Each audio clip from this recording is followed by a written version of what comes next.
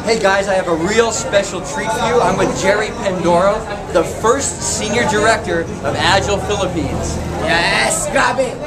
Kapatid, grabe nangyari. Ito po yung kauna-unahan namin na event dito sa Timunan, Quezon. At dito sa Lucena. Ito po yung aming center. Kauna-unahan namin event. Grabe, punong-puno ng tao. Ang dami nangyari. Grabe yung pisado. Kapatid, kung may duda ka, kung ano man iniisip mo, kung ano ito, yung company po natin, Agile. Grabe yung Agile. Grabe yung ginawa sa atin, kapatid.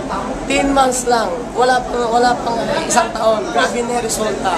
Kaya tingnan mo kapatid, kung ano man yung ginagawa mo ngayon, ano yung kumpanya mo ngayon, kung nasaan ka mo ngayon, bisitahin mo yung Agile, www.agile.com, open mo sa yung website, tingnan mo, grabe po yung nangyayari ngayon.